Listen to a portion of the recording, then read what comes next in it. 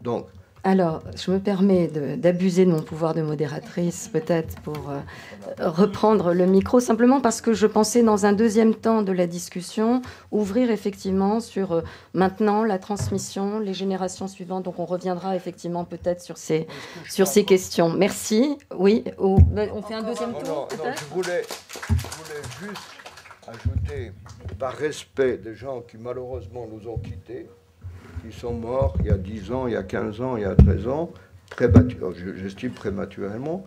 Je ne parle pas des gens dont on ne parle pas du tout, les gens qui sont morts très peu de temps, pas immédiatement après la libération, il y en a quelques-uns, nous connaissons, mais il y a aussi des gens qui sont morts 2, 3, 4 années après la libération.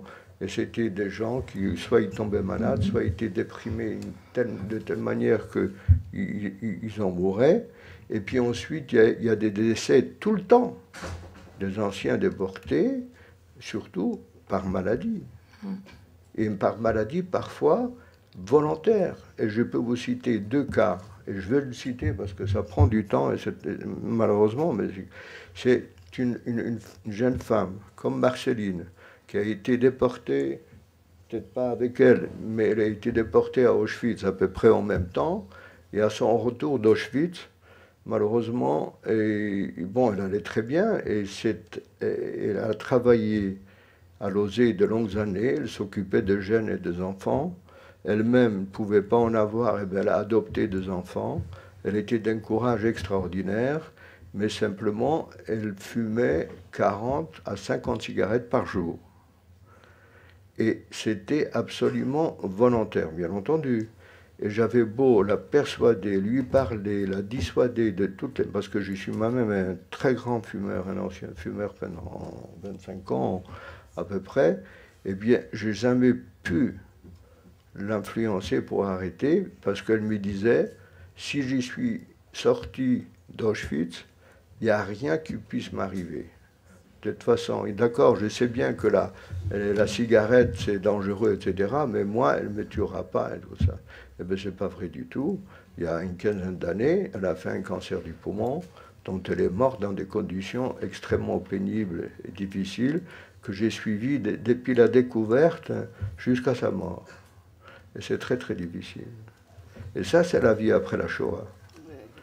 Hein? Et la vie après la Shoah, c'est aussi un ami à moi qui a fait le parcours, qui a été libéré à Auschwitz, qui est arrivé en France avec moi, qui a été accueilli par une prestigieuse association que l'on appelle l'OSE, l'œuvre de secours aux enfants, dont je fais partie.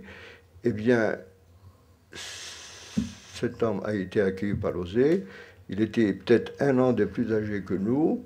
Il faut dire qu'à 18 ans, l'OSE avait décidé que, alors que la majorité était à 21 ans, avait décidé qu'il fallait autonomiser tous ces gens. Il en était 426, enfin il y en a quelques-uns. Il y a beaucoup qui sont partis immédiatement, quitter la France, parce que même en France, l'attitude soft dont on a parlé n'était pas toujours tout à fait correcte envers les gens des survivants à la Shoah. Et ici, il y a des gens qui peuvent montrer des papiers comme quoi l'État français s'est opposé à nous recevoir sous prétexte que nous sommes des épaves humaines nous avions 16-17 ans, hein, que nous allions mettre 20 ans pour mourir sur le compte de l'État français. Et d'ailleurs, c'est à cause de cela que l'État français qui voulait nous accueillir au départ, qui voulait même faire de nous pupilles de la nation, nous adopter, eh bien, on a changé d'avis en disant que c'était budgétairement, ce n'était pas possible, et par conséquent, ils voulaient bien nous accueillir à condition qu'une institution juive nous prenne en charge. Et c'est comme ça que l'OSE nous a pris en charge, et l'OSE était financièrement soutenu par un organisme juif américain que l'on appelle le Joint. Sinon, on n'aurait pas été accepté. Eh bien, cet OSE-là avait décidé qu'à 18 ans, ces jeunes gens, qu'ils aient appris un métier ou pas, qu'ils fassent quoi que ce soit, doivent s'autonomiser, doivent sortir. Comprenez? Et quand vous avez comme ça un monsieur, un ami, qui est sorti comme ça, qui n'avait pas de métier, qui ne savait pas quoi faire, comment gagner sa vie, il est devenu chauffeur de taxi, parce que ça c'est assez rapide. Et en même temps qu'il est devenu chauffeur de taxi, il avait une maladie bronchopulmonaire assez grave, mais il fumait, ce qui a aggravé bien entendu sa maladie. Néanmoins, il s'est marié. Il a un fils, il l'a toujours d'ailleurs, il a un fils à qui il n'a pas beaucoup parlé la Shoah. Pas beaucoup, je ne vais pas dire pas du tout, mais il savait le fils vaguement. Et ce fils, je ne vais pas dire c'est par le nom du ou par dédit, est devenu un juriste international. Alors, pour vous dire, non, mon ami, de la cigarette et de sa maladie est décédé maintenant, ça fait 13 ans. 13 ans. Son fils a fait des études brillantes et de droit et de Sciences Po. Il est actuellement un juriste international très très important. Et d'ailleurs, il va diriger un colloque ici même, à partir de demain. Je m'excuse, mais c'est quand même après la Shoah, ça. Ça, c'est la vie après la Shoah. Il va diriger un colloque ici même, et avec, je ne sais plus combien, 20 magistrats de la Cour de cassation et puis des hauts fonctionnaires du ministère des Affaires étrangères pour étudier avec eux, pour les renseigner la Shoah, non seulement la Shoah, notre Shoah, mais aussi des génocides et d'autres génocides, l'Arménien surtout et les Rwandais. Il est devenu un grand spécialiste des génocides et connu, je dirais, pratiquement dans le monde entier. Voilà la vie après la Shoah, parce que son père a su quand même le motiver ou l'influer comme ça. Bien, merci beaucoup. Voilà, j'arrête là parce que j'ai encore... Mais on va faire un deuxième tour, hein, de toute façon, après, en avançant peut-être chronologiquement. Donc, Charles Baron, est-ce que vous souhaitez maintenant intervenir? Alors, pas forcément sur le film, mais sur la vie après la Shoah, comme vous le souhaitez, donc dans le prolongement de ce qui a été dit. J'aurais quand même aimé pouvoir dire quelques mots du film, parce que le réalisateur a eu la courtoisie de me passer ce qu'il avait réalisé à un moment. Et j'étais un peu effrayé parce que ça m'a paru long. C'est le contraire de bien des documentaires d'aujourd'hui, où on reste figé dans le format télévision. Et nous sommes entrés dans un monde un peu différent pour moi. Je ne suis pas intellectuel, je n'ai aucun titre à l'université, et lorsque je parle, c'est toujours au ras des pâquerettes, et uniquement sur mon expérience, parce que je n'ai pas eu le temps de m'instruire de l'expérience des autres. Mais je voudrais quand même dire, lorsque, et j'en reviendrai pas trop, mais il y a une chose à laquelle il faut se rendre compte. Lorsque nous sommes revenus, cette première après-Shoah, lorsque nous sommes revenus, nous n'avons pas été follement bien reçus. Nous avons été oubliés, omis. On ne s'est pas intéressé, je parlerai de mon expérience. Je fais partie de ceux qui n'ont pas vu revenir les parents, qui sont revenus, comme dit l'autre, sans argent, sans parents, sans travail, sans rien, quoi. Et on ne s'est pas penché sur notre sort. Nous étions le mauvais âge. Nous étions plus âgés que les quelques enfants qui avaient survécu, et trop jeunes par rapport aux hommes de 25 ans qui avaient fait d'autres choses et avaient une influence beaucoup plus importante. Alors, c'est vrai, on ne nous a pas écoutés. Je vais vous donner un petit exemple. Mon confrère donnait des exemples à un autre niveau, il me permettra de parler. Lorsque je suis revenu en France, 3 ans jour pour jour, après mon départ, après 8 ans, après d'autres plaisanteries de ce genre, j'avais une tante, la sœur de ma mère, à qui je ne reprochais rien, sauf une incompréhension totale de ce qui s'était passé pour nous. Et pourtant, j'étais rentré en septembre 1945, alors que tout était terminé, qu'on savait déjà beaucoup de choses. Elle m'a accueilli un petit bout de temps. Et le premier jour de mon retour à Paris, un de nos amis, je l'appellerai Monsieur Jacques d'abord parce que c'est son nom, et puis c'était un très brave homme quand même, Monsieur Jacques est venu pour voir le rescapé. Il n'y en avait pas tellement dans notre famille. Et lorsqu'il est venu s'asseoir à côté de moi, et à l'époque, il y avait des canapés-lits avec le fauteuil assorti. J'étais allongé sur le canapé-lit parce que j'ai mis un certain nombre de mois à pouvoir réapprendre à marcher. Et en s'asseyant, il m'a dit, mon pauvre Charles, si tu savais comme on a eu faim ici, qu'est-ce que j'allais lui raconter de ma faim là-bas? Et je crois qu'il faut le prendre pour le symbole des problèmes que nous avons eus. On l'a prouvé. Il y a eu également un manque de solidarité. Personne ne m'a jamais dit « tu n'étais pas un mauvais élève », je n'étais pas un mauvais élève. Je préparais l'entrée dans une école d'ingénieur. Personne ne m'a dit « oui, mais tu peux reprendre des études. Il y a quelque part quelque chose à faire. » Que ce soit les organisations, même les organisations de déportés, quel que soit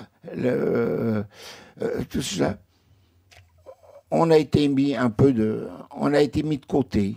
Nous n'étions pas formatés comme les autres jusqu'à 12-13 ans. Et il ne devait pas y en avoir lourd. Hein. Moi, je n'en ai pas vu à Auschwitz et je n'en ai pas vu ailleurs. Et je vous répète, j'ai fait quand même 28 mois dans différents camps. J'aurais dû en voir normalement. Oui, je me suis retrouvé tout seul avec moi-même, disait l'autre. Et nous avons reformé une famille avec les anciens des camps. Nous avions tous entre, à l'époque, 18, 19 ans, comme moi, et 23, 24 ans. Au-dessous, il n'y avait personne. Tout le monde a été tué. Au-dessus, c'était déjà des adultes et qui ont trouvé une moyen de s'en sortir. Lorsque j'ai voulu parler de ce qui est arrivé, non seulement il a été difficile de parler, mais il a été difficile de trouver les mots pour le dire. Je me suis trouvé dans un monde inconnu. Nous sommes ici, peut-être une demi-douzaine d'anciens déportés, peut-être un ou deux de plus, je ne sais pas. Lequel d'entre vous a entendu parler des camps de travaux forcés pour juifs? Lequel d'entre vous est allé dans ces camps? J'ai une camarade déportée que j'aime beaucoup. Je lui ai parlé de certains de ces camps, y compris un camp de représailles pour femmes en Pologne. Et je ne vais pas vous raconter ce qui s'y passait. Elle ne connaissait pas non plus. Alors, les gens qui n'étaient pas passés au camp en connaissaient encore moins que ceux qui ne savaient rien. Il a fallu ramer dur. Je ne me souviens pas que les auto-élites de l'époque aient fait cet effort d'essayer de nous comprendre. De tous mes copains, dont il ne reste pas grand monde aujourd'hui, de tous mes copains, je ne me souviens pas d'un qui soit venu un jour nous dire « voilà, j'ai obtenu ça d'une organisation », parce qu'à ne rien vous cacher, si l'organisation lui avait donné quelque chose, le lendemain, les survivants, nous aurions bouclé l'entrée des bureaux pour obtenir aussi ce quelque chose. Alors, j'ai pensé à tout ça pendant que vous parliez. J'ai pensé que nous étions dans des mondes, même entre anciens déportés, nous étions dans des mondes différents. Et si j'ai eu des contacts avec, à l'époque, des anciens déportés, c'était ceux avec lesquels j'étais dans les camps, dans lesquels nous étions les jeunes taillables à merci. Personne ne nous a défendus. Et je crois que aujourd'hui encore, tant d'années après, aujourd'hui où j'ai refait ma vie, il me manque quelque chose. Et que lorsque je vais parler aux jeunes, parce que je tiens à leur parler, je tiens à leur faire comprendre que si nos parents ont loupé la marche, n'ont pas su se défendre. Nous devons prendre une relève de façon à éviter que ça n'en vienne pas. On ne nous écoute pas non plus parce que, même aujourd'hui, parce que on ne nous croit pas véritablement. Un jour, à Auschwitz, j'accompagnais un groupe et un monsieur est venu vers moi, un juif, et il m'a dit, avec un petit... Ma mère disait un schmerl, un petit truc. Et il m'a dit, hein, après avoir vu tout ça, comment est-ce que vous vous sentez? Vous ne vous sentez pas coupable? Ça remonte à 4 ans, au camp A, le camp de quarantaine de Birkenau. Je l'ai toujours en travers de la gorge et j'ai pensé que rien n'avait été changé depuis le jour de ma libération. Alors, à mes enfants, auxquels j'ai beaucoup parlé de cette période, je leur ai dit tout ce que j'ai su parce que je veux qu'on se souvienne quelque part. Je ne veux pas que disparaissent toutes ces souffrances. Je ne veux pas que mon père n'existe plus parce que mon père est mort entre les mains du docteur Johann Paul Kremer de la faculté de Hanovre. Et si je suis venu aujourd'hui, c'était un peu pour vous dire ça. Tout à l'heure, la discussion ira plus loin, j'interviendrai très certainement, mais je ne veux pas vous accabler, je veux simplement vous dire que toutes les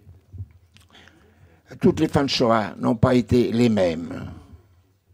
Lorsque j'ai vu la semaine dernière dans un livre les noms d'un certain nombre de mes camarades de déportation qui sont devenus pour des personnages officiels, des personnages importants, des personnages respectés, et que je vois, il est rentré, il a retrouvé ses parents, et j'en suis très content. Son oncle est venu de tel continent pour l'amener dans son pays, lui faire apprendre quelque chose de conséquent. J'ai été heureux pour lui, c'est très vrai, mais j'aurais aimé que les organisations juives de 45, 46, 47 aient pensé à ce que nous étions. Voilà, c'est tout ce que je voulais vous dire pour l'instant.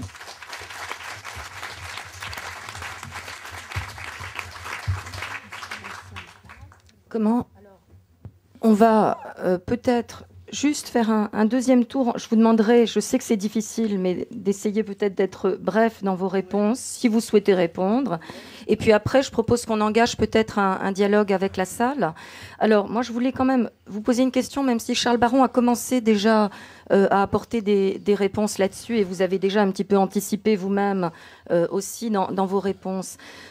La question, d'abord, de... les réseaux de sociabilité et en particulier avec d'autres déportés. Est-ce que les amitiés avec d'autres personnes qui avaient eu des expériences analogues ont pu jouer un rôle important, je dirais, dans ce travail de reconstruction? Ça, c'est une question que je voulais vous poser. Est-ce que l'engagement aussi dans une forme d'activité militante ensuite, et notamment de transmission de la mémoire, a pu aussi jouer un rôle important? Et troisième question, alors vous n'êtes pas obligé de répondre à chaque point, mais cette question du temps, Marceline, dont vous disiez qu'elle était importante et qu'effectivement un film ne peut pas par définition la restituer, mais s'il fallait tenter de décrire ce qu'ont été les étapes et les processus brièvement essentiels, je dirais, pour cette reconstruction, se réapprendre à vivre avec la Shoah. Comment vous situeriez ça dans le temps, ou comment vous le situeriez à partir de quels événements ou de quels moments? Voilà. Et ensuite, donc, si vous voulez chacun essayer de vous exprimer là-dessus, et après on engagera peut-être une discussion. D'abord, je voudrais quand même dire que la seule chose qui intéressait ma mère, c'est si j'avais été violée. Voilà. Et mon frère aîné, c'était est-ce que j'avais été violée? Sinon, j'étais une fille perdue.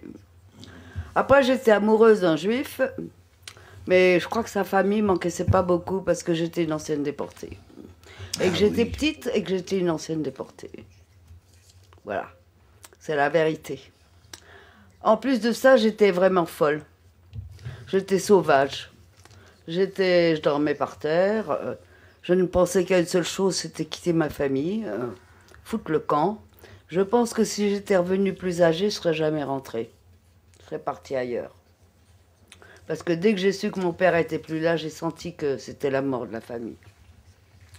En plus, j'étais trop petite et trop jeune et trop folle pour m'occuper moi-même de mes petits frères et sœurs qui n'étaient pas en meilleur état que moi, pour d'autres raisons, des enfants cachés, qui avaient perdu leur père aussi. Et ça, je ne pouvais pas en être consciente parce que je revenais d'un monde, d'un autre monde.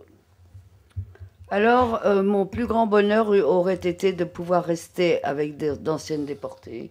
Mais malheureusement, j'ai été tout de suite isolée du fait que ma famille se trouvait en province, dans un endroit, à la campagne, que j'y suis restée, et puis que il y avait quand même une grande part d'inconnu du monde, comme me dit Charles Baron, pour moi-même. Ce n'est que dans les années 56 que j'ai su qu'il existait des organisations. J'en savais rien. C'est parce que j'ai rencontré des gaullistes. D'abord, j'ai rencontré les communistes. J'ai tout de suite compris que c'était pas ma tasse de thé, les organisations communistes, parce que les Juifs, en plus de ça, ils savaient que j'habitais dans un château. Alors, qu'est-ce que je venais foutre là, quoi, hein, voilà. En plus, j'étais complètement hors de la vie. Je savais pas quoi faire. J'avais pas de métier. Je savais rien foutre. J'avais quitté l'école en 4e, donc je me suis formée toute seule. Et mon université, ma première université, c'est peut-être Auschwitz, mais ma deuxième université, c'est Saint-Germain-des-Prés. Voilà. Alors j'ai rencontré des gens qui étaient souvent antisémites d'ailleurs, qui étaient d'anciens pétinistes, d'anciens maquisards, aussi déboussolés que moi pour d'autres raisons, évidemment. Mais là, j'ai commencé à rencontrer aussi des gens qui lisaient. J'allais écouter au Tabou de la musique de jazz. J'étais folle de jazz. Je suis toujours folle de jazz d'ailleurs.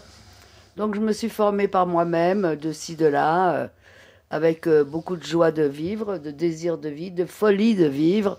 Bien que j'ai été traitée de putain dans ma famille, par ma mère et tout ça. Je n'étais qu'une putain puisque je ne me conduisais pas dans les normes. Et j'avais décidé une fois pour toutes de ne jamais avoir d'enfant. Et je n'ai pas eu d'enfant. Et je ne le regrette pas, compte tenu de ma vision du futur. Voilà. Et donc, et puis est arrivé le moment de quoi faire de sa peau. Qu'est-ce qu'on fait de soi quand on revient de quelque part comme ça? Qu'est-ce qu'on fait? Qu'on ne sait pas quoi faire. Alors j'ai commencé à apprendre à devenir dactylo. Puis au bout d'un moment, ma mère, elle ne voulait plus payer. Bon, d'accord. Et puis j'étais pas très régulière. Puis je suis tombée gravement malade. Alors évidemment, j'étais tombée malade, c'était normal parce que où j'avais été traînée pour attraper ça, hein, bien entendu. Donc je me retrouvais dans un hôpital où ma mère ne venait pas me voir jusqu'au moment où, par culpabilité, elle m'a envoyée dans un grand sanat en Suisse extrêmement cher, où j'ai retrouvé d'anciens nazis, là-bas, et où j'ai fait ma première tentative de suicide. Après, j'en ai fait une autre. J'avais tellement besoin qu'on m'aime que j'étais prête à aimer n'importe qui. Voilà. J'étais une gamine paumée et qui a dû très dur à vivre pour ma famille, pour mes frères et sœurs sans doute aussi, et sans réelle communication. Mais en même temps, je m'amusais beaucoup, c'est vrai. Jusqu'au moment où quoi faire de ma peau, alors je me suis dit, c'est bien beau... puisque je ne peux rien faire pour moi, peut-être je peux faire pour les autres. C'est-à-dire se construire par l'extérieur. J'ai commencé à me construire dans l'extérieur par la politique. Je suis rentrée au Parti communiste, j'en suis sortie au bout de 6 mois, parce que ce n'était pas ma tasse de thé non plus.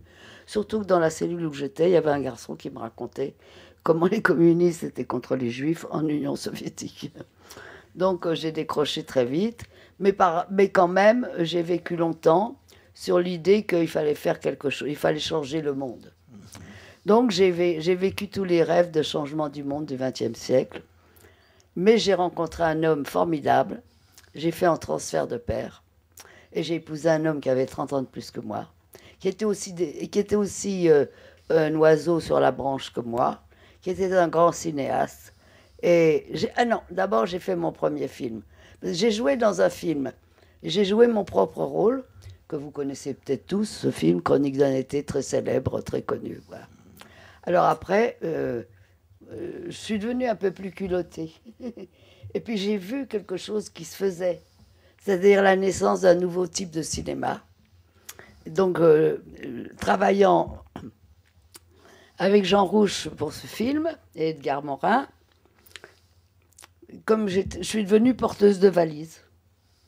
J'ai porté des valises pour le FLN. J'étais une voyou. J'étais aussi arrêtée par les douaniers parce que je faisais du trafic de marché noir. Je te jure, c'est la vérité. C'est vrai. J'ai vendu des dizaines des dizaines de paires de banilons à un douanier. Et je me suis retrouvée en cabane. Ma mère est venue me rechercher, bien entendu, avec mon frère aîné. Et qu'est-ce qu'elle a fait, ma mère? Elle ne savait pas quoi faire de moi, elle m'a renvoyée à la campagne. C'est comme ça que s'est déroulée ma vie, de ci, de là, chaotique. Et puis j'ai fait mon premier film sur la guerre d'Algérie. Il a été interdit. Il va sortir le 27 mars pour la première fois. C'est un très beau film que les gens adorent et qui va être publié par Arte. Après, j'ai rencontré un homme qui s'appelle Joris Sivens, qui m'a pris sous son bras. Et puis j'ai travaillé avec lui pendant 30 ans. Alors j'ai cru au miracle possible de changement de l'homme dans ce qu'il avait de plus profond, en Chine. Puis il est arrivé le moment où j'ai bien compris que non, c'était pas ça non plus. Et donc je suis devenue cinéaste. Donc j'ai continué à faire des films. J'ai fait mon mari est décédé en 1989. J'ai travaillé avec lui jusque-là. On a fait des très beaux films. J'ai appris ce métier. Et j'ai commencé à... Puis je suis retournée, après m'être engueulée beaucoup avec les Polonais, qui voulaient absolument qu'après la mort de mon mari, je présente un film en Pologne. Je ne voulais pas aller en Pologne. Je voulais plus revoir les Polonais. J'avais presque plus de haine contre les Polonais que contre les Allemands. Parce que j'avais perdu toute ma famille. J'avais plus de famille, j'avais plus personne en Pologne. Tout le monde était mort. Alors, j'ai négocié un film contre un voyage à Auschwitz. Je ne savais même pas qu'il y avait des voyages à Auschwitz. Je ne savais même pas qu'il y avait des organisations à cette époque. Et puis, quand je passais devant des commissions médicales, je me rappelle passer devant des commissions médicales parce que j'avais été malade et tout ça.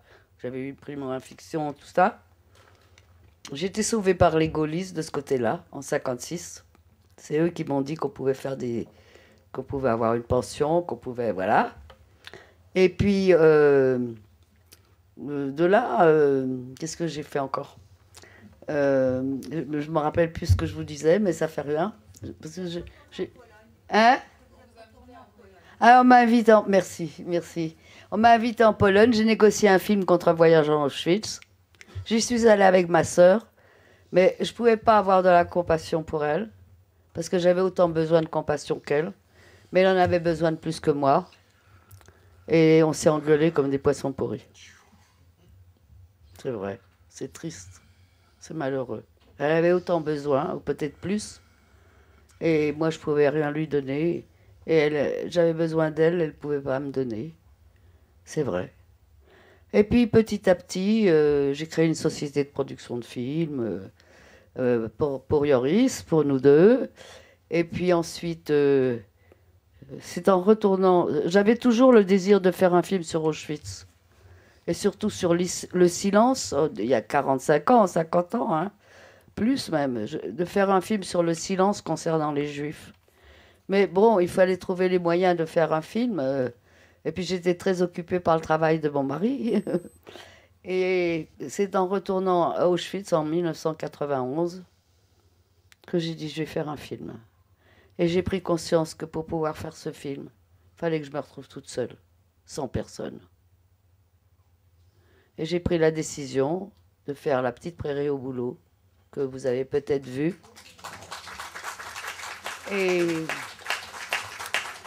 Et après d'écrire un livre avec une copine qui m'a aidée aussi. Et voilà. Et maintenant, je vis seule. Et je vis très bien seule. Et j'ai toujours rêvé de revoir des déportés. J'ai jamais été dans des organisations pendant 45 ans. Il n'y a que les 10 dernières années que j'y vais. Et que je vais dans toutes les écoles. Et que je vais dans tout, que je suis là. Voilà. En raccourci, voilà ce que je peux vous dire. Lorsque le régime nazi a vu qu'il était mal en point en 1944, début 1945, il a décidé de liquider tout ce qui était en Pologne à l'arrivée, à l'approche des armées soviétiques et replier tout le monde sur l'Allemagne. Et c'était ça l'origine des gens qui ont été vidés des camps où ils se trouvaient, notamment Auschwitz, où j'étais, et on a, si vous voulez, on a fait ce qu'on appelle la marche de la mort. Je ne sais pas ce que les gens savent, ce que cela signifie, pourquoi on l'appelle la marche de la mort. Ça a été, on a appelé cela après. Pendant que nous marchions, on ne savait pas que c'était la marche de la mort. Mais on la voyait très bien, on concevait très très bien. Et si vous voulez, très brièvement, je vais vous dire que on marchait par colonne de 5 au mois de janvier 1945, en venant de toutes sortes de camps de Pologne, et surtout à Auschwitz, il y avait beaucoup de dizaines de milliers de gens, et là, il ne fallait pas montrer de signes de faiblesse, parce que toute personne qui montrait des signes de faiblesse, c'est-à-dire qui titubait un peu ou qui ne marchait pas tout à fait droit, était exécutée sur le champ. Et chez nous, la colonne était convoyée par des SS à cheval, donc ils étaient un peu plus haut que nous marchions, ils nous voyaient très très bien, et il est évident que dès que quelqu'un trébuchait, l'SS qui était à droite avait son fusil, à bout de bras, il exécutait la personne par une balle dans la nuque. Et celui qui était à gauche, la même chose. Mais il y avait un petit problème, celui du milieu, le 5e, qui trébuchait, et bien là, ils se battaient entre eux pour savoir qui allait la battre. Et parfois, c'était le 2 qui arrivait à mettre le canon de leur fusil pour la battre. Et le problème n'était pas là. Le problème était que lorsqu'un était exécuté, il fallait l'éliminer immédiatement de la colonne, parce que sinon, on ne pouvait plus avancer. Les autres trébuchaient sur le cadavre et étaient exécutés à leur tour, bien entendu, puisqu'ils tombaient ou ils allaient tomber. Et donc, nous nous dépêchions d'attraper le corps, le mettre à droite ou à gauche. Et il faut voir que sur des kilomètres, vous aviez des cadavres à gauche et à droite qui se détachaient de la neige et qui était quelque chose d'effrayant. Et vous saviez que d'une seconde à l'autre, au moindre signe de faiblesse, vous étiez là ou là. Voilà. C'était la marche de la mort et nous sommes arrivés donc à Buchenwald. Là, on a été reçus. Moi, personnellement, j'estime que le camp de Buchenwald, pour moi, était un 3 étoiles. En ce sens que par rapport à ce que j'ai vécu à Auschwitz, et dans le ghetto de Lodz, qui était un camp de travail, un mouroir, et les conditions là étaient quand même, pas au début tout de suite, parce qu'au début on était dans un petit camp, enfin je ne vais pas rentrer dans les détails, toujours est-il, ce qu'il y avait de particulier, c'est que les gens du camp, qui dirigeaient le camp, qui étaient extrêmement organisés, qui travaillaient à l'extérieur, dans des usines d'armement, ont même pu introduire beaucoup d'armes à l'intérieur du camp. Et ils étaient très organisés entre eux, militairement même. Et quand ils nous ont vus arriver, on était jeunes, on était 900 jeunes à peu près, et ils savaient pertinemment que nous étions en très mauvais état physique parce qu'on venait justement de la marche de la mort et puis des voyages en wagon ouvert pendant quelques jours, etc. Ils savaient que si on nous sortait au travail par les commandos à l'extérieur, on était tous morts dans les 3 ou 4 ou 5 jours qui venaient. Et donc, ils ont tout fait pour nous éviter de sortir. Et ça, c'était très important. Donc, nous étions regroupés dans des blocs, notamment le bloc 8. D'ailleurs, il y a des gens qui étaient là avec moi. Et dans ce bloc, on a été préservés, même d'une façon très importante, en ce sens que nous étions tous jeunes, entre, disons, en moyenne 15-16 ans, mais il y avait quand même 3 enfants qui avaient 8 et 10 ans, qui étaient tout à fait exceptionnels dans les camps de concentration. Et ces enfants sont rentrés avec la complicité des gens qui étaient internés dans ce camp, leur complicité, à la barbe des nazis. Il faut bien comprendre. Et donc nous étions regroupés et nous avions même des barbelés autour de notre bloc pour que nous ne puissions pas sortir librement, nous promener dans le camp, et que d'autres gens ne puissent pas pénétrer dans ce bloc, parce qu'il y avait un danger dont on parle peut-être pas beaucoup. Nous étions jeunes, et il y avait des homosexuels qui étaient internés là pour leur homosexualité, et d'ailleurs on les reconnaissait bien, ils avaient un triangle rose, alors que nous étions des déportés politiques, nous avions des triangles rouges. Hein. Et puis il y avait d'autres, il y avait des anarchistes qui avaient un triangle noir, les témoins de Jéhovah aussi étaient internés, ils avaient des triangles violets, etc. Et puis surtout les Verts qui étaient des criminels, des repris de justice condamnés justement à temps passés dans les camps de concentration. Donc il est évident que pour nous préserver, surtout des Verts et des Roses, on était enfermés et on ne sortait pas. Et ça, c'était important. Et en plus, on était un groupe assez homogène de jeunes. Et la libération a eu lieu le 11 avril 1945. Nous avons été libérés ensemble. Et la libération a eu lieu d'abord par les internés eux-mêmes, avant que le premier commande-cadre de l'armée américaine arrive, et qui était tout à fait exceptionnel et particulier. Il y avait même des prisonniers nazis allemands qui étaient faits prisonniers dans le camp lorsque les Américains sont arrivés.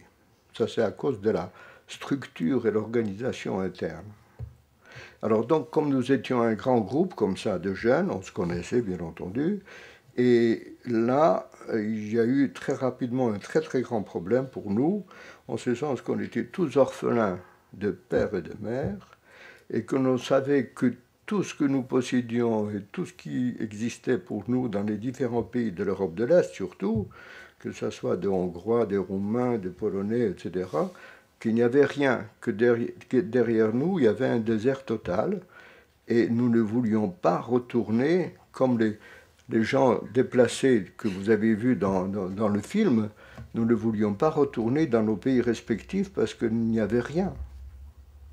Il y avait un problème et on ne savait pas quoi faire de nous, alors que tous les autres, tous les nationaux qui étaient dans le camp, étaient rapatriés assez rapidement d'ailleurs, par tous les moyens possibles. On venait chercher en voiture, des trains spéciaux, et je crois que même certaines personnalités étaient évacuées par avion pour être rapatriées, et nous, il n'y avait personne, on ne savait pas ce qu'on allait devenir, et comme là-bas on était dans des conditions assez difficiles dans cette baraque, on nous a transférés à l'extérieur du camp, dans les casernes des SS, enfin les SS qui nous gardaient. Ils avaient des casernes qui avaient une meilleure structure, c'était des bâtiments durs, il y avait des lits superposés, des lits individuels superposés que sur 2 étages, alors qu'ailleurs on dormait 5 ou 6 en large et puis au moins 3 étages en hauteur. Et donc on avait des bonnes conditions, on avait des douches, on avait des WC, etc. Mais nous ne savions toujours pas ce que nous allions devenir. Et c'était assez dramatique. C'est-à-dire après une première période où on a mangé à satiété et que le problème ne se posait plus, on se demandait qu'est-ce qu'on va devenir. Et finalement, on a entendu qu'il y avait une action humanitaire européenne, il faut le souligner parce qu'on parle beaucoup d'humanitaire maintenant, qu'il y avait une action humanitaire européenne qui aurait été initiée par De Gaulle en disant là, il y a 900 jeunes orphelins, on ne sait pas, ils ne savent pas, ils ne veulent pas retourner dans leur pays, mais il faut les prendre en charge. Et c'est comme ça que la France a accepté 426 jeunes sur pratiquement la moitié, et les autres ont été dispatchés dans les différents pays européens, et notamment les malades, les tuberculeux étaient en Suisse, d'autres sont allés en Suède, en Angleterre, je ne connais pas très bien, en tout cas c'était comme cela. Et c'est comme ça que nous sommes arrivés à Paris. Et nous étions toujours groupés, on était un groupe assez homogène, qui se connaissait. Et on a gardé ces liens même après. Mais pas très longtemps, je pense qu'on a gardé des liens pendant 4-5 ans, quand on était à Lausée, après la Lausée aussi un peu, et ensuite, chacun a fait sa vie. On avait perdu le contact, sauf des petits groupes, si vous voulez, des tout petits noyaux, de 2 ou 3 personnes, qui se connaissaient parfaitement bien parce qu'ils étaient ensemble, ils couchaient sur la même paillasse dans le camp, etc. Mais sinon, il y avait une dispersion volontaire un peu, parce que chacun voulait faire sa vie à sa manière, et alors ce qui était important, c'est que 20 ans après, je crois bien une vingtaine d'années, une de nos éducatrices, Madame Bintz, qui est décédée, qui était une femme formidable, elle était arrivée, parce qu'après elle est partie en Israël, et elle est revenue 20 ans après, et s'est demandé ce que nous étions devenus. Et elle nous a contactés. Alors, il faut dire que du groupe 426, tellement bien accueilli par l'OSE et par la France, et la moitié est partie pratiquement immédiatement et légalement en Palestine, en mois de, je crois, août 1945, 160. Et puis d'autres sont partis également, soit ils ont trouvé des membres de leur famille aux États-Unis, en Australie, au Canada, enfin dans beaucoup de pays. Et donc il y a eu une dispersion totale du groupe. Et en France est resté un noyau d'une vingtaine de personnes qui se connaissaient d'ailleurs. Et puis cette madame Mintz nous a réunis justement 20 ans après, où on s'est retrouvés. Et là, on a fondé une amicale extrêmement structurée, c'est beaucoup dire, mais enfin une amicale très solide, et de sorte que si l'un de nous, quelle que soit son activité, sa profession, ses origines et tout ça, était vraiment une structure extrêmement forte, jusqu'à aujourd'hui d'ailleurs, seulement le nombre va en diminuant, et que dès que quelqu'un avait un problème, l'aide était immédiate de toutes les manières possibles. Et d'ailleurs, même maintenant, nous pouvons compter les uns sur les autres d'une façon extrêmement forte, et je pense que c'est une chose très importante. Bon, en plus, on fait partie de telle ou telle association déportés, les anciens de Buchenwald, les anciens d'Auschwitz ou que sais-je encore, et à l'hôtel du Tessia avec Marcel. On va tous les premiers jeudis de chaque mois à l'hôtel du Tessia. Et alors, on dîne... Ouais, on dîne à on mange. Non, il faut vous dire que l'hôtel du Tessia, c'est quelque chose de particulier. Il a hébergé tous les grands dignitaires nazis, les plus grands, tout ça, comme c'était un hôtel de prestige, et elle les a hébergés pendant toute la guerre, enfin, toute leur présence à Paris, et puis après, je ne sais pas si c'est pour du sculpter ou je ne sais pas pour quelle raison, mais c'est devenu le centre d'accueil des déportés qui arrivaient à Paris. Ils passaient par l'Utessia, où on leur donnait une culotte, et des chemises, enfin des toutes petites choses, mais ils étaient réunis. Et d'ailleurs, cet accueil était quelque chose de terrible, parce que il y a plein de gens qui savaient que les déportés passaient par l'Utessia, donc ils venaient avec des photos et des panneaux. L'horreur. Et dès qu'on sortait, ils nous tombaient dessus, vraiment, d'une façon... Des centaines de gens. Ça, en disant, est-ce que vous avez connu un tel, avec le nom, bien entendu, est-ce que vous avez connu, est-ce que vous l'avez vu, est-ce que vous... Mais il est évident, on ne pouvait même pas leur dire... Ah non, moi je leur disais, ils sont tous morts. Ah bon? Moi, je n'osais pas le dire. Ah bah oui, tous les gosses, ils étaient morts. C'était pas possible de dire... D'abord, on ne les connaissait pas par le nom ou le prénom, parce qu'on connaissait des gens, mais on ne connaissait pas. Deuxièmement, ils étaient habillés, coiffés, etc., alors que nous, on connaissait, on voyait des ils avaient des cheveux. On avait des gens qui étaient dans des états tels qu'on ne pouvait pas reconnaître. Donc, et même si on connaissait quelqu'un, et même si on savait qu'il était mort, on n'osait pas le dire. C'est exact ou pas? Mais le pire, c'est qu'on nous foutait à poil de nouveau et on nous aspergeait de DDT. Oh, c'était l'horreur, ça. C'était de nouveau à poil comme à Birkenau. Hein. Alors, pour terminer avec l'Utessia, il y a une association d'anciens enfin, un poil sans poil. déportés. L'Utessia avait décidé qu'elle nous donnait, elle ne nous donnait pas, mais elle mettait à notre disposition la brasserie en bas le premier jeudi du mois, et pour un dîner pas cher, disons, assez bon, enfin, disons bon. Non, le vin est bon. Le vin est bon, oui. Voilà. Moi, j'aime bien le vin, alors ça va. Alors Marceline, si je peux faire Et il y a une aussi un confidence. copain là, qui adore le vin, qui s'appelle Shlomo Selinger, qui est avec nous le premier jeudi de chaque mois. Tous les deux, voilà, tous les deux, ils sont paf. Hein. Alors il faut dire que c'est extrêmement convivial. Et nous nous retrouvons comme ça chaque premier jeudi du mois. Et voilà. Et donc il y a une certaine cohésion qui va au-delà de l'activité professionnelle, comme ça n'a rien à voir. C'est nos frères. Hein, C'est nos frères. comme dit Marceline. Moi, j'ai un ami qui me raconte, il est né en 1930, que lorsqu'ils sont rentrés avec ses parents dans le 19e arrondissement, ils ont mis la clé de leur porte dans la serrure et puis se sont retrouvés face à un couple qui leur a dit mais c'est plus chez vous ici, et qui ont été très agressifs. Et il n'y avait plus rien, ils n'avaient plus de vêtements, ils n'avaient plus de photos, ils n'avaient plus de papier, ils n'avaient plus de meubles. Et donc ils sont partis, ils ont vécu quelque temps chez des amis avant de trouver un appartement et puis de repartir au travail et de se réinsérer. Et finalement, mon ami me disait, c'est par l'engagement politique que j'ai réussi à vivre. Il s'est engagé, alors Marceline, elle dit que c'était pas sa tasse de thé, mais ça je peux la comprendre. C'est-à-dire que là c'est l'inverse. Mon ami s'est engagé dans les jeunesses communistes et il a reconstruit sa vie comme ça, en rencontrant des gens comme Henri Krasuki, je vais pas. Et alors ça, je voudrais le dire parce qu'il a fallu remarcher comme ça en ayant tout perdu. Et je voulais parler du temps.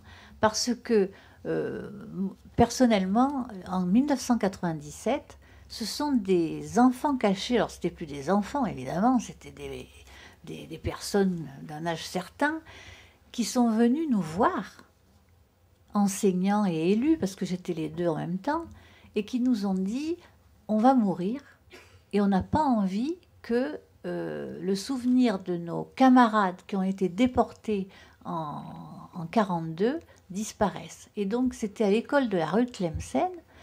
Et moi, la question que je leur ai posée, parce que c'est une question qui est quand même... pourquoi avoir attendu si longtemps? Eh bien, parce qu'ils me l'ont dit. D'ailleurs, je vois que Rachel hoche la tête au fond. Parce que pendant 50 ans, ils ont choisi la vie. Ils avaient envie de vivre. Ils avaient envie de... Enfin, c'est comme ça qu'ils me l'ont dit. Je ne fais que rapporter des propos. Et surtout ceux des enfants cachés, parce que c'est vrai que les survivants, je pense que c'est autre chose. C'est encore autre chose. Et vraiment, ils ont choisi la vie. Il y a une très belle photo à Lausée qui s'appelle Alive, où on voit un petit garçon qui a un sourire très très large et qui a une valise à la main et qui part en Palestine, et ça s'appelle Alive, et c'est le rabbin là. C'est une photo magnifique parce que tout d'un coup on tourne le dos à la mort et on va vers la vie. Voilà. Et c'est pour ça que la salle, c'est important qu'elle parle. Je voulais parler de ça parce qu'il a fallu une longue maturation, et que le temps passe, et que les enfants naissent, et que la vie se fasse.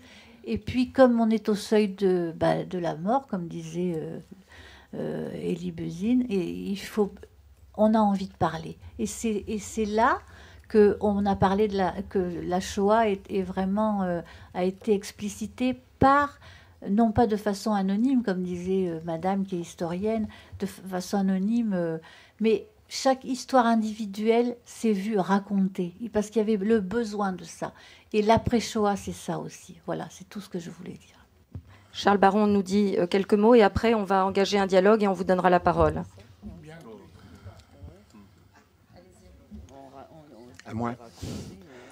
Oui, j'ai demandé la parole parce que je me suis réécouté, si j'ose dire, et à vous raconter la vérité de mon retour, du retour de mes copains. J'avais peur de vous donner une image trop triste. Et à la réflexion, je me suis aperçu qu'elle ne l'était pas assez.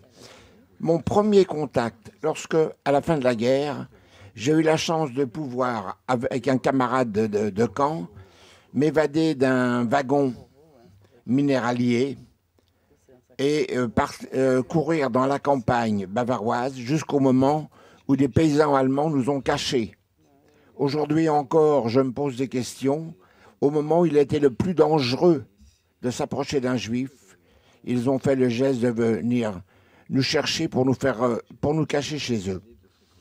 Donc, il y a quand même quelques lueurs d'espoir. Mais, lorsque le général de l'ordre de Tassigny nous a ramenés à l'hôpital militaire du lac de Constance, à Mainao, il a ramené tous les Français, ou tout au moins tous ceux qui venaient de France, sous la protection des armées françaises qui faisaient partie des troupes victorieuses. Je suis arrivé au château de Mainao, au château qui appartenait à la famille de Suède, et il était en train d'être transformé en hôpital. On nous a mis par terre sur des civières. Il n'y avait rien d'autre à faire pour nous que d'attendre que quelques-uns meurent pour faire de la place à d'autres, je suppose. Et puis, sont arrivés d'autres ambulances après la mienne. Et, pour rejoindre l'incompréhension de tout à l'heure, c'était des déportés, on disait à l'époque, politiques, résistants, otages, ou des gens qui n'avaient pas eu de chance, qui avaient été raflés. Et toute la nuit, un de ceux-là a gémi.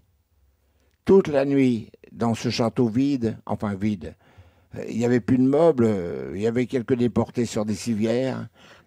Toute la nuit, il a gémi. Mais pourquoi on m'a fait ça? J'étais pourtant pas juif. Le retour, au fond, mon retour est basé là-dessus. J'en ai beaucoup souffert. C'était une chose absolument atroce.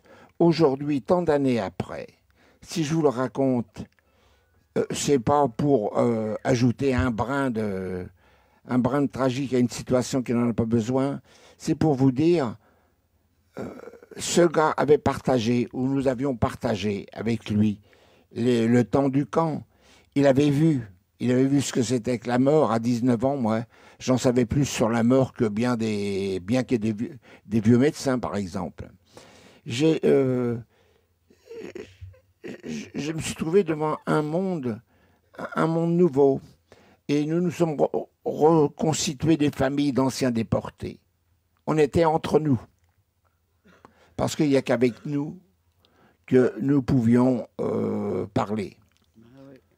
Alors, toutes les libérations n'ont pas été les mêmes, de même que toutes les Shoah n'ont pas été les mêmes.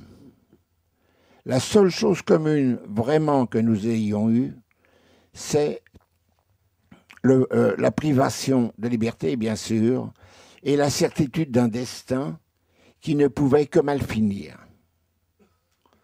Tant d'années après, lorsqu'on me demande qu'est-ce que j'ai gardé de cette période, bien, je réponds toujours un étonnement. Comment ai-je pu m'en sortir? Comment ai-je pu, au retour, expliquer ce qui m'était arrivé?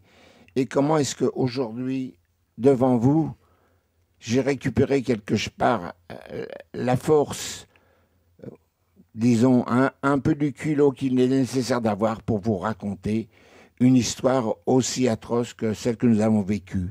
En tout cas, vous savez, notre camarade qui évoquait les enfants, les réflexions des enfants. En tout cas, moi, je tiens à ce que nos enfants sachent ce qui s'est passé avec nous. Je ne voudrais pas que l'un d'eux, un jour, pose la question qui m'a été posée, que j'ai rappelée, sur le fait que j'ai survécu alors que d'autres sont morts. Les auteurs ont beaucoup parlé. Oh oui, ils ont beaucoup parlé des camps.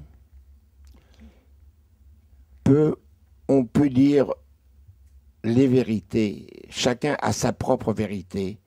Et lorsque je parle, la seule chose que je demande en échange c'est qu'on me croit. C'est pas aussi facile que vous le pensez. Il y a des choses qui sont impossibles de croire. J'ai des camarades dont le souvenir est avec moi. Je ne sais même pas leur nom. Je ne me rappelle plus leur visage. Ils ont subi vraiment des choses atroces. En hommage à eux, j'aimerais qu'on me croie. Et aussi, et je terminerai là-dessus parce que j'en ai toujours parlé, et je suis heureux qu'aujourd'hui en Israël, nous ayons un rebond de l'histoire. En août 1944, le 31 août, sont arrivés des jeunes juifs de Lituanie, des gosses de 9 à 12, 13 ans. Leur père, en cours de route, avait été distribué à Dachau, à d'autres camps du même genre. Et nous les avons vus arriver, habillés comme les petits paysans lituaniens, avec des casquettes, les hautes casquettes, avec le... bon, et puis naturellement, les insignes de déportés sur le veston. Et ils ont disparu, et nous avions cru qu'ils avaient été assassinés, comme c'était la règle en cette période. Il y a eu, après, la sélection, puisque les SS étaient des gens très traditionnalistes, la sélection qu'ils ont commise pour marquer le nouvel an juif de 1944. Ils ont dans ma baraque, la baraque 13 ou 16, excusez-moi, là j'ai un petit doute, mais enfin, ils ont sorti 385 hommes qui ont été gazés et brûlés. Peu de temps, très peu de temps après, les lumières de notre camp, tous les projecteurs, tout, ça s'est allumé comme, vous savez, sur une scène de théâtre, quand un metteur en scène n'a pas d'imagination. On débute par avoir une grande lumière qui accueille les spectateurs, et lorsqu'ils sont assis, peu à peu, la lumière disparaît et le spectacle peut commencer. Nous avons entendu chanter sur notre droite, et il ne faut pas oublier qu'Auschwitz, c'est grosso modo 1 kilomètre sur 1 kilomètre et quelques. Nous avons entendu chanter, c'était les gardiens allemands. Ils sont passés devant nous avec un groupe de gosses, ces gosses que nous avions cru assassiner en mois d'août et qui n'avaient pas encore été. Ils étaient habillés avec des chemises de nuit blanches. Ils avaient autour d'eux des SS en grande tenue qui les menaçaient avec des armes automatiques et qui chantaient. Ces gosses ont été amenés à la chambre à gaz, probablement la 3 ou la 4, en faisant le tour du camp, c'est-à-dire un certain nombre de kilomètres, un certain temps. Ils savaient où ils allaient, nous savions aussi, et naturellement les Allemands, puisque c'était eux qui organisaient ça. Et puis les gosses ont tourné autour du camp, ont disparu. Un bout de temps après, les lumières sont redevenues normales pour un camp, et nous avons compris qu'il n'y avait plus d'enfants, qu'ils étaient en train de brûler. Alors, la joie de ce qu'a pu être la libération, qui était déjà bien entamée par le fait que mon père est mort, je l'ai dit tout à l'heure, des mains d'un médecin nazi, et ma mère, aucune assurance de ce qu'elle fait. J'aimerais que, lorsque vous parlerez de cet après-midi, lorsque vous parlerez de ce qui vous aura été dit et de ce que vous aurez déduit, votre première pensée, ce soit pour ces petits gosses lituaniens qui sont morts, on l'a dit tout à l'heure, parce qu'ils étaient nés. Il y a là un devoir pour moi. Je le fais à chaque fois que je le peux. Le jour où on ne se rappellera plus que ces gosses ont existé, il n'y aura plus de camp, il n'y aura plus rien, il n'y aura même plus de Charles Baron, tout aura disparu. Réfléchissez bien qu'on ne peut pas laisser partir ce qui est la base de notre histoire, la base de la Shoah. Voilà, c'est les quelques mots que je voulais dire. Merci. Madame? Alors, là, je suis un peu émue. Je voulais dire, pour dépasser, être dans le présent, que tous ces témoignages, les films, etc., les livres, et Monsieur Baron m'a particulièrement touchée quand il a dit qu'il espérait, il voulait que les gens le croient quand il s'exprimait. Je voulais savoir quelle était l'attitude des jeunes lorsque vous allez dans les écoles, dans les établissements scolaires où, bien sûr, ce sont les établissements scolaires qui ont décidé cela. Quelles sont l'attitude suivant les établissements que vous visitez? Merci. En ce qui concerne le contact avec les collégiens, les étudiants, les lycéens en France, là, oui, je suis optimiste. Je parcours non pas toute la France, mais les départements Nord-Pas-de-Calais, certains départements de Normandie et un peu de la Bretagne. Je fais ce travail depuis 1980 et des poussières, 85, 86. Et je peux vous dire que les questions des jeunes se sont et de beaucoup affinées. On ne nous pousse plus les questions classiques et comment vous mangez, comment vous travaillez. Tout ceci, c'est du passé, c'est déjà avalé par les jeunes. Ils le savent. Ils ont lu, ils le savent. Aujourd'hui, ils vous posent des questions. Comment s'est passée votre arrestation? Qui a commis cette arrestation? Qu'est-ce que vous avez ressenti à ce moment-là? Et ensuite, la libération, les mêmes questions à l'envers. Et ils sont... j'aurais aimé, si j'avais su, j'aurais amené quelques documents que les jeunes m'envoient. Là-dessus, oui, je suis très optimiste. Il y a un changement total. Et quand une jeune fille de 16 ans m'envoie un texte qu'elle a écrit et termine, ma femme est là, oui, elle est là, et termine en disant « Monsieur Baron, je vous aime », je trouve que c'est peut-être un peu excessif pour ce que je viens de lui raconter. Mais non, je le cite parce que il y a quelque part un changement total par rapport, enfin, pour ce que j'ai rencontré moi, un changement total par rapport à, disons, à 10 ans ou 15 ans. Et là, je suis optimiste parce qu'il restera quelque chose, c'est sûr. Et d'autre part, le corps enseignant a changé aussi beaucoup, lui.